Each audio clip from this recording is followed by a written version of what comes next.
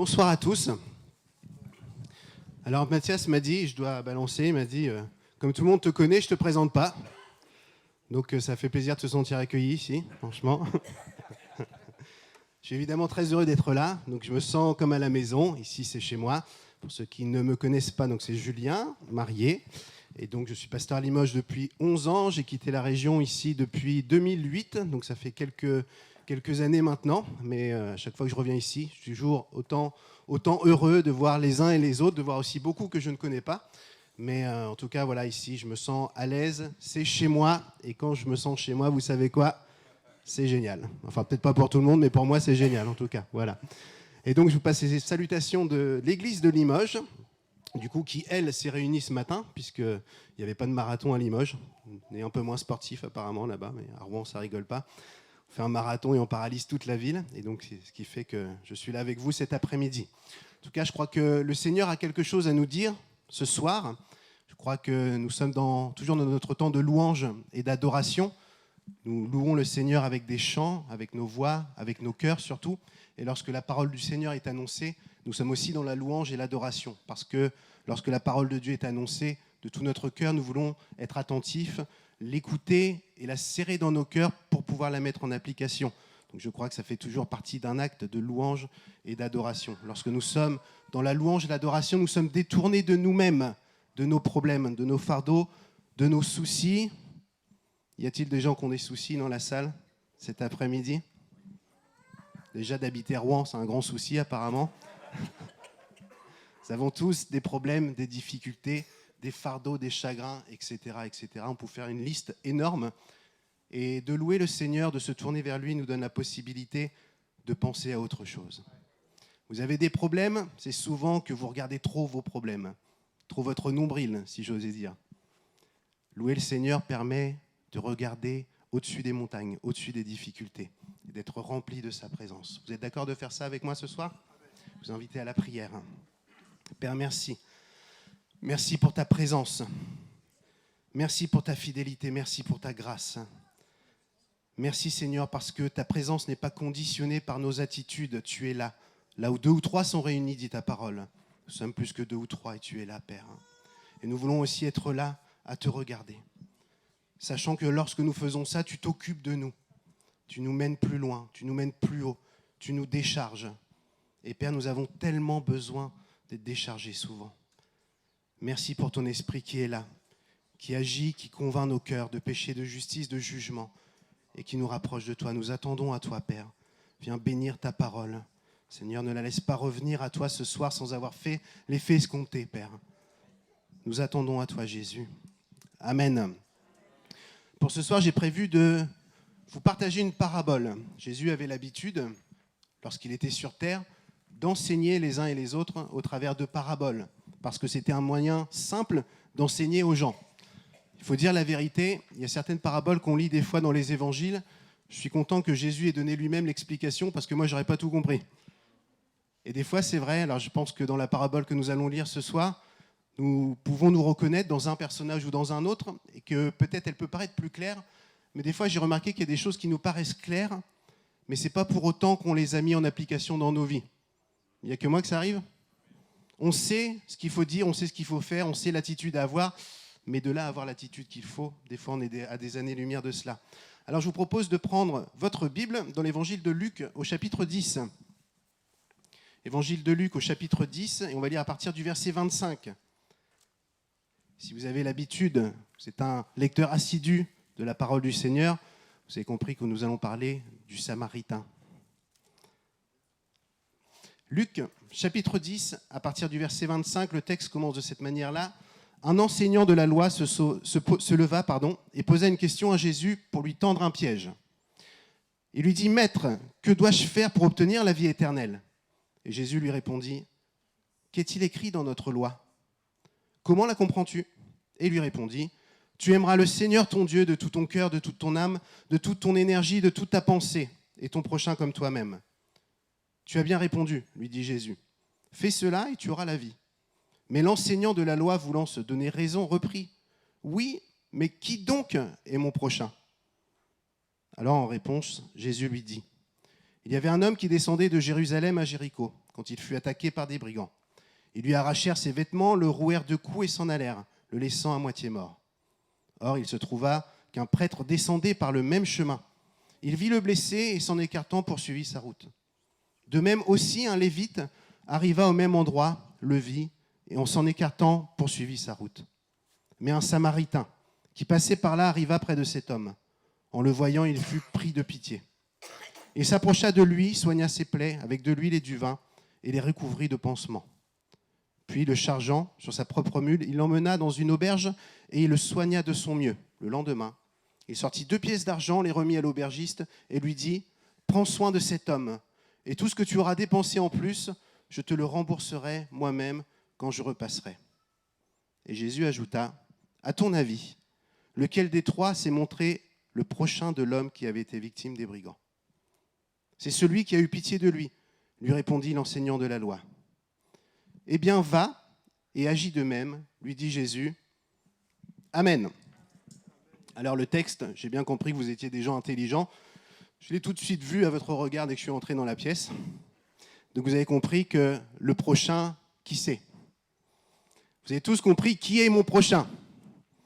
Si vous n'avez pas compris, regardez votre voisin. Mettez-le mal à l'aise. Allez-y. Dans les yeux. Ton prochain, c'est lui. Et là, il y en a qui changent de place, qui disent « Ah, j'ai changé de prochain, justement. » Le prochain, c'est celui qui est autour de moi. Peu importe sa culture, peu importe sa beauté, peu importe les différents paramètres qu'on pourrait établir comme étant une sélection, c'est celui qui est autour de moi, mon prochain. Ça, nous l'avons compris. Et cette histoire nous parle de différents personnages, cette parabole pour nous expliquer quelque chose, mais que faut-il comprendre ? Alors on va s'attarder sur les différents personnages. Il y a premièrement le sacrificateur, le prêtre, et après le lévite. Comme je ne dois pas être trop long, n'est-ce pas ? Ce que je voudrais développer, c'est que ces 2 personnages, ces 2 protagonistes, sont des gens qui sont censés avoir une relation avec le Seigneur. Ce sont des gens qui connaissent la parole. Certainement pas l'ensemble de la parole comme nous avons aujourd'hui, mais au moins la loi de Moïse, le Pentateuque et ces choses-là. Ils devraient être attentifs à l'enseignement des Écritures. Ils ont mis leur vie à part d'une certaine manière pour servir Dieu. Certainement la tête remplie de connaissances bibliques, ou en tout cas des textes de l'Ancien Testament, une attitude qui va bien pour servir dans le temple et servir la population. Ils étaient à disposition du peuple et de la population pour les servir au nom de Dieu.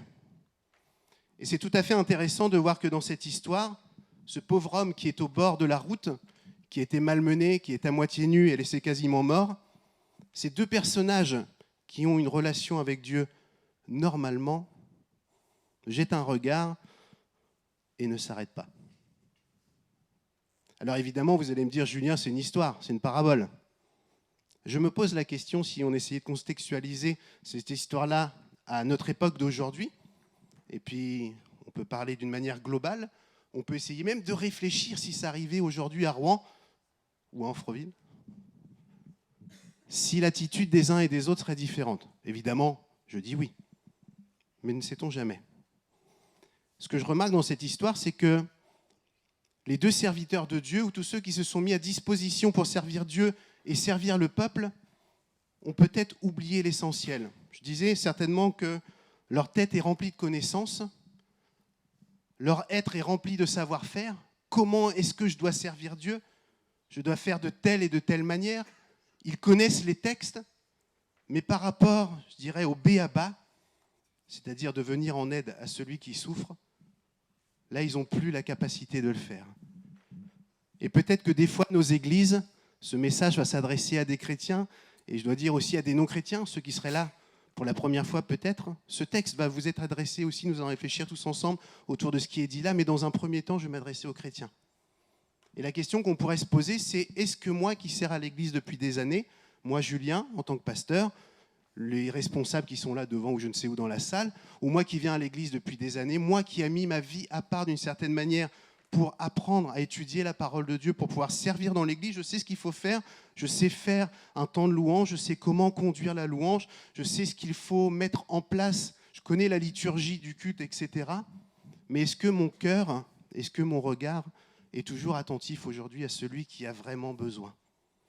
J'ai l'habitude de dire que tout ce que nous faisons dans l'Église et tout ce que nous devons faire dans l'Église est premièrement pour glorifier Dieu, mais Dieu est glorifié lorsqu'on s'occupe des uns et des autres, et en l'occurrence de ceux qui souffrent.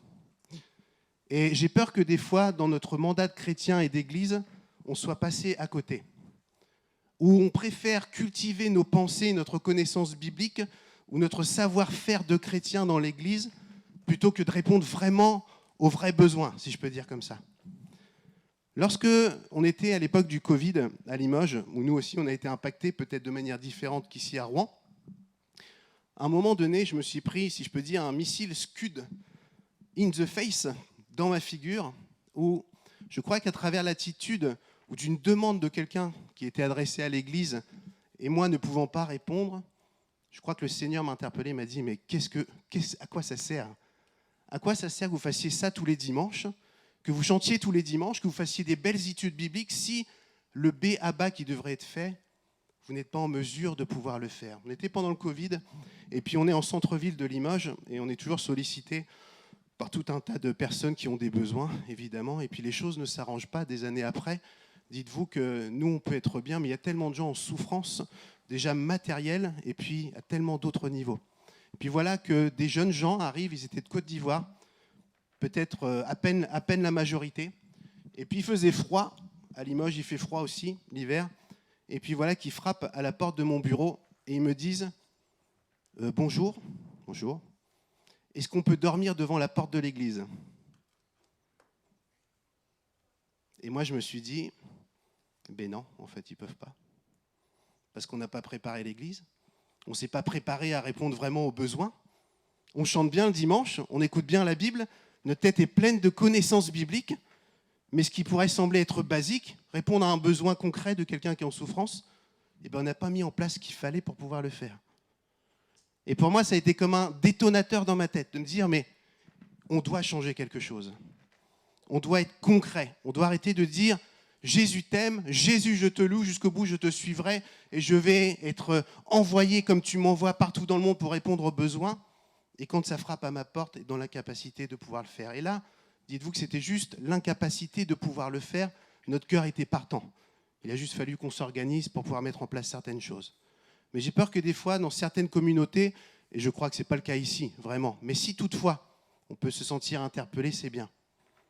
Et des fois, on est rempli de connaissances bibliques, rempli de savoir-faire de nos églises, mais nos cœurs sont secs et ils sont incapables de se tourner vers ceux qui souffrent vraiment et qui sont au bord de la route. Et c'est la première interpellation pour nous chrétiens. Sommes-nous habités ou mandatés, ou sommes-nous conscients du mandat que le Seigneur nous propose en tant que frères et sœurs, en tant qu'enfants de Dieu ? Quelque part, je crois qu'il n'y en a pas d'autre. Nous pouvons nous réjouir de louer le Seigneur le dimanche, d'être ensemble, de chanter, super traduction de chants et des super chants qui nous stimulent. Mais une fois qu'on a fait ça, qu'est-ce qu'on a fait ? Qu'est-ce qu'on a fait pour tous ceux qui sont autour ? Fabrice disait, lors de l'introduction de ce culte, il y a plein de voitures, beaucoup de voitures aujourd'hui sur le culte, sur le parking. Mais qui sont les gens à qui appartiennent ces voitures ? Quelles sont leurs histoires ? Qu'est-ce qu'ils sont en train de traverser ? Et malheureusement, en tant que pasteur, vous savez, on a toujours des gens qui viennent vous voir, et puis tant qu'on ne voit pas certaines personnes, on a l'impression que la vie n'est pas si pire, comme on dit à Rouen.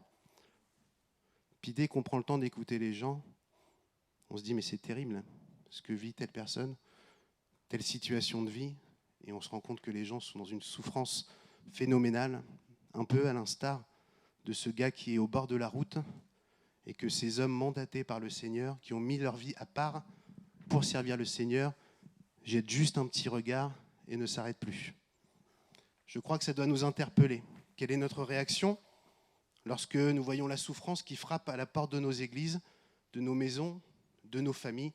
Et la souffrance peut prendre différentes formes, évidemment. Souffrance matérielle, et quand c'est que matériel, à la limite, ça va. Parce que même si nous, en France, on a tendance à se plaindre, on n'est quand même pas les plus malheureux du monde. Des fois, juste une soupe, juste un verre d'eau, juste quelque chose qui est souvent de quelque chose que j'ai en trop, peut changer la vie de quelqu'un. Ceci doit nous interpeller. Puis après, il y a toutes les souffrances qui sont je dirais d'ordre moral, psychique, psychologique. Et si vous savez, ce qui change la vie des gens souvent, c'est pas d'apporter des solutions ou de ramener notre science. Les gens pleurent des fois, et la dernière chose qu'ils ont besoin d'entendre, c'est « Tu sais que la Bible dit que… » Ils ont besoin de se sentir écoutés. Le cas échéant, qu'on leur prête une épaule. Des fois même de leur dire « Tu sais, je ne peux pas t'aider. Je ne comprends rien à ton histoire. Je n'ai pas de solution. Mais je suis avec toi. » Ils n'avaient peut-être pas les solutions au final, ce lévite et ce sacrificateur. C'est peut-être pour ça qu'ils ne se sont pas arrêtés. Ils ont levé le regard et puis ils ont dit « Ah non, justement, j'ai oublié ma carte bleue. » On a toujours des prétextes pour ne pas agir. On pourrait leur poser la question, c'est dommage, on ne peut pas le faire. Pourquoi tu t'es pas arrêté? Qu'est-ce qui s'est passé? Ou peut-être qu'ils avaient un super rendez-vous au temple. Ils avaient un rendez-vous avec l'administration pour apporter un bon témoignage au nom des croyants, pour parler au nom du Seigneur. Mais le Seigneur les attendait là sur le bord du chemin pour qu'ils puissent intervenir pour ce pauvre malheureux. La question nous est donc posée. Des fois, je crois qu'on perd l'essentiel dans notre service. Je parlais du mandat que Dieu nous propose de porter, qui nous demande de porter. Il est toujours tourné vers les autres. Et lorsque nous cherchons la connaissance, ce n'est pas négatif, mais quel est le but derrière tout ça? Aujourd'hui, nous avons accès à tout un tas de connaissances au niveau biblique, les sites internet. D'ailleurs, il y a beaucoup à boire et à manger, comme on dit. Le meilleur enseignement que vous aurez, ce sera toujours dans votre église locale. Amen. Il y a un amen et demi. N'importe qui peut vous dire n'importe quoi du haut pas de l'estrade, mais derrière son écran. Vous ne connaissez pas sa vie. Écoutez les conseils, les enseignements de quelqu'un que vous pouvez voir, quelqu'un où vous pouvez sonder sa vie, à qui vous pouvez demander des comptes en disant « T'as dit ça dimanche, mais toi, t'en es où ?» Les apôtres intergalactiques sur Internet, vous ne pourrez jamais savoir tout ça. Donc je ferme la parenthèse. Quel est le but de la connaissance? Quel est le but d'avoir encore plein d'études bibliques qui vont stimuler je ne sais quoi? Si c'est pour rien en faire, laissez tomber, vous perdez du temps.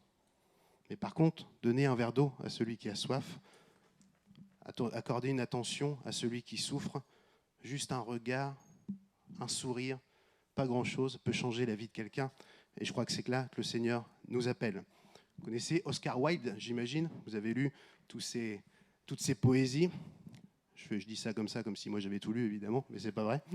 Mais en tout cas, il a dit quelque chose d'intéressant. Il a dit « De nos jours, les gens connaissent le prix de tout, mais ils ne savent la valeur de rien. » Et lorsque nous connaissons la parole, pour telle situation, je dois réciter telle chose, tu as tel problème, la parole dit que, j'ai peur que des fois nous connaissions beaucoup de choses, mais pas la valeur de l'enseignement qui doit être dans mon cœur. Dieu ne nous propose pas une religion qui remplit nos cerveaux d'une connaissance, mais il nous propose de mettre notre foi en action, où c'est la parole de Dieu qui vient dans mon cœur, et c'est ce qui fait la différence. Donc je dirais, le cas de ces deux personnages bibliques, je dirais ceux qui ont choisi de se mettre à part pour servir le Seigneur, est réglé, on peut passer maintenant à autre chose. Il y a ce Samaritain qui est là maintenant, et qui lui à son tour va descendre le long du chemin, et il va voir cet homme. Vous le savez déjà parce que vous êtes intelligent et cultivé, mais les Samaritains, à l'époque, dans ce contexte-là, sont des gens qui sont mal considérés par les Juifs. Pourquoi ? Parce qu'ils ont une doctrine un petit peu bizarre, ils sont attentifs justement seulement au Pentateuque, et puis les autres livres de l'Ancien Testament, ils les mettent à part. Donc du coup, ils sont mal perçus, parce que ce ne sont pas des vrais, ce n'est pas cachère. Et puis il y a d'autres circonstances qui font qu'on ne les aime pas. Ils ne font pas comme la majorité des gens, peut-être qu'ils se font remarquer. En tout cas, ils sont mal vus, mal considérés. Ils sont des moins que rien, bons à rien, mauvais à tout. Est-ce que vous en connaissez ? Regarde pas ton voisin, à ce moment-là. On a tous des gens autour de nous qu'on n'apprécie pas, pour différentes raisons. Il suffit de voir les dernières élections, n'est-ce pas ? Pour remarquer que tout le monde a quelque chose contre quelqu'un. Je ne ferai pas plus de commentaires. Et puis on est manipulé. Beaucoup de slogans sont là en disant « Regardez eux, regardez machin, et puis eux, ils ne pensent pas que, etc. » Mais peut-être que des fois, dans nos églises, on a aussi des gens qu'on a dans le nez comme ça. Des fois, c'est un frère, une sœur. Des fois, c'est une communauté de croyants même. Oui, mais eux, ils ne sont pas comme nous. Il n'y a rien de bon qui peut sortir d'eux. Ils sont mal perçus. Et voilà ce Samaritain, du coup, vous avez compris que ce n'est pas le plus fier dans l'histoire. Ce n'est pas celui qui est forcément rempli d'une grande connaissance. Ce n'est pas lui qu'on va voir au temple déjà en train de parader devant les autres. Mais par contre, c'est le seul qui a un cœur.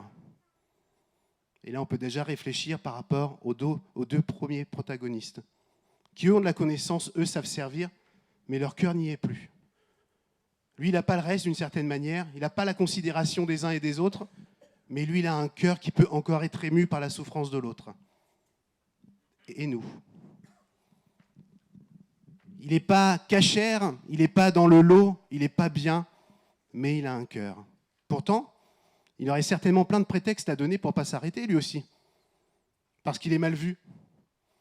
Il aurait très bien pu se dire « Ah bah ouais ». Et là, bizarrement, il y a un gars qui est en train de traîner sur la route et puis on va faire appel aux Samaritains, alors que personne ne m'aime. Il aurait très bien pu dire « Bah maintenant, vous allez vous débrouiller, puis c'est tout. Et moi, je m'en fiche, après tout, vous ne m'aimez pas. » Est-ce que des fois, notre attitude n'est pas comme ça ? On cultive les choses négatives qui sont dites sur nous et on joue le jeu de ceux qui parlent mal de nous. Il aurait pu faire ça, ce Samaritain. Il aurait pu s'endurcir dans son cœur. À partir de maintenant, je ne ferai plus rien parce que vous parlez mal de moi. On peut tous s'endurcir parce qu'il est dit les choses qui sont véhiculées sur nous, les atmosphères, les états d'esprit, etc. Et notre cœur devient dur. Lui, ce Samaritain, a fait le choix de ne pas se laisser endurcir. Parler injustement de moi. Vous ne m'aimez pas peut-être, je suis mal considéré, mais moi, ça ne m'empêchera pas d'aimer. Moi, ça ne m'empêchera pas de tendre la main à celui qui a vraiment besoin. Où en est notre cœur par rapport aux critiques, par rapport aux choses qui sont dites sur nous ? Je suis à l'église depuis tant d'années et les gens ne me saluent pas. On a toujours du mal, on n'a toujours pas compris qui j'étais vraiment.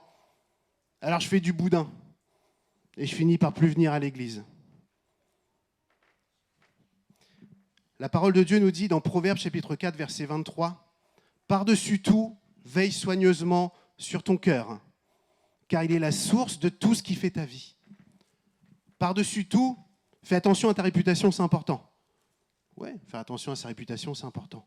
Fais attention à ce qui sort de ta bouche, fais attention à ton attitude, tout ça c'est important. Mais fais attention à ton cœur. Avant toute autre chose, préserve ton cœur. Ouais, c'est facile à dire, Julien, comment est-ce qu'on fait ça ? Comment est-ce qu'on fait pour préserver son cœur ? Comment est-ce qu'on fait pour ne pas se laisser atteindre par les calomnies, par les ragots, par les attitudes des uns et des autres ? Moi, je pourrais vous donner une solution, une liste à respecter, à réciter tous les jours, que ça ne changerait pas vos vies. Je crois qu'on peut veiller sur nos cœurs quand on prend le temps de consulter celui qui ne ment jamais, celui qui est toujours dans la vérité absolue, celui qui n'est pas un mercenaire, celui qui nous aime par grâce, nous accorde une faveur imméritée à chaque instant de nos vies. Nous sommes en train de protéger nos cœurs quand nous sommes en train de dire il n'y a que ce que tu dis qui compte. Les autres peuvent parler, les autres peuvent imaginer je ne sais quoi. Moi, je sais où est la vérité. Et plus que jamais, chers frères et sœurs, s'il ne faut pas nous laisser corrompre par notre cœur, nous devons être plus que jamais dans la présence de Dieu, à chaque instant, à étudier sa parole. Et pas pour remplir notre cerveau, mais la croire, la chérir dans nos cœurs. Moi, j'ai servi le Seigneur pendant des années, et je continue à le faire, et je vais continuer à le faire. Mais à un moment donné, je crois que j'avais déjà partagé ça, j'ai un peu perdu les pédales, dans le sens où je pense que j'étais trop actif sur tout un tas de choses qu'il fallait faire, trop accaparé par l'ampleur de l'ouvrage, de la tâche, etc., qu'à un moment donné, je me suis perdu. Et puis, j'ai pété un câble, d'une certaine manière, d'une manière triviale comme ça. Et puis, ce qui m'a aidé à sortir de cela, c'est justement en retrouvant mon cœur qui avait été corrompu, parce qu'il s'était aigri, parce qu'il s'était rempli de tristesse, de découragement et tout un tas de choses. Et ce qui m'a aidé, c'était de revenir à la source, de réaliser que la parole de Dieu n'était pas juste des pensées qui devaient occuper mes pensées, mais comme des flèches de vie qui devaient descendre dans mon cœur. Et en revenant à la source, C'est ce qui a permis que mon cœur soit à nouveau, d'une certaine manière, intact. Vous savez que vous pouvez vous motiver de plein de choses. Vous pouvez, avec votre esprit, essayer d'aller dans telle ou telle direction. Mais si le cœur ne va plus, c'est terrible. Et si mon cœur, dans ma mission de chrétien, ne peut plus être touché par celui qui souffre, j'aimerais juste te dire que tu as un problème. Un gros problème. Et le problème, ce n'est pas que les autres doivent changer, c'est que toi, tu dois changer et revenir à la source. Et si ton cœur est trop sec, trop dur, bonne nouvelle, il n'est jamais trop tard pour crier à Dieu, pour qu'il change ton cœur. Il n'est jamais trop tard. Ou juste le moment où tu passeras de vie à trépas, mais le jour n'est pas encore venu. Amen. Il n'est jamais trop tard pour crier à Dieu, lui dire « j'ai mal agi, je me suis laissé pourrir, je me suis laissé corrompre dans mon cœur, rafraîchis mon cœur, rafraîchis mes pensées, redonne-moi ce que j'ai perdu, ce que j'ai d'une certaine manière volontairement laissé aussi à l'ennemi. » En tout cas, le Samaritain, lui, s'arrête, son cœur n'est pas corrompu, son cœur est intact, il a mauvaise réputation, mais il a bon cœur. Qu'en est-il de nous ? Et le dernier personnage, celui qui des fois passe un petit peu à côté de cette histoire, et pourtant, je pense que c'est un des personnages principaux, c'est cet homme qui descend le long du chemin et que des brigands attrapent, malmènent, déshabillent, volent, dépouillent et le laissent à moitié mort. Cet homme-là, c'est vous et c'est moi. À des moments de nos vies, à des moments passés, des moments à venir, et peut-être des moments que vous vivez en ce moment, là, aujourd'hui, dans cette salle, dans cette ville. Peut-être que cet homme, peut-être que vous êtes une femme, mais cette histoire, c'est la vôtre. Vous êtes sur le bord du chemin, dépouillé d'amour-propre, dépouillé de tout ce que vous avez essayé de construire, vie, famille, les amours, les amis, les copains, le travail. Peut-être que votre vie est un échec, vous êtes laissé dépouiller, puis vous êtes un petit peu comme cet homme, mort sur le bord du chemin. Pas tout à fait mort, mais pas loin. À attendre, je ne sais quoi au final. Qu'est-ce qui se passe dans la tête de cet homme ? Le texte ne nous le dit pas. Est-ce qu'il est encore en capacité d'interagir ? Est-ce qu'il est en capacité encore d'appeler à l'aide ? Nous ne savons pas. Mais en tout cas, il a besoin de quelqu'un. Et peut-être que toi qui es là ce soir, tu as besoin d'être comme cet homme. La vie t'a malmené. Et vous savez que moi, j'ai remarqué quand j'étais jeune, j'avais plein d'espoir sur la vie. Alors, j'ai toujours plein d'espoir, je ne suis pas dépressif, rassurez-vous. Mais j'ai vieilli. Et je suis un petit peu moins dupe. Et ce que je remarque, et c'est encore plus vrai aujourd'hui, c'est que même l'homme, avec toute sa connaissance, avec tout le bien-être matériel qu'il peut apporter pour qu'on aille mieux, au final, ne solutionne rien.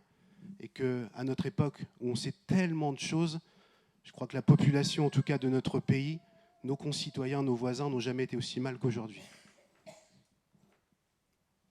Donc je ne suis pas négatif, je ne suis pas sans espoir, mais mon espoir, je ne le place pas dans l'humanité, tout simplement.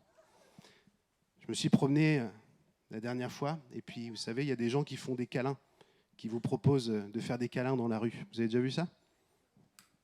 Bon, et moi j'ai l'impression, quand c'est des gens qui font ça, je me dis, tiens, ça doit être des chrétiens. Puis j'ai causé avec une, et puis je lui dis, ah, vous êtes des chrétiens ? Et elle m'a dit, ah non, non, surtout pas. Mince.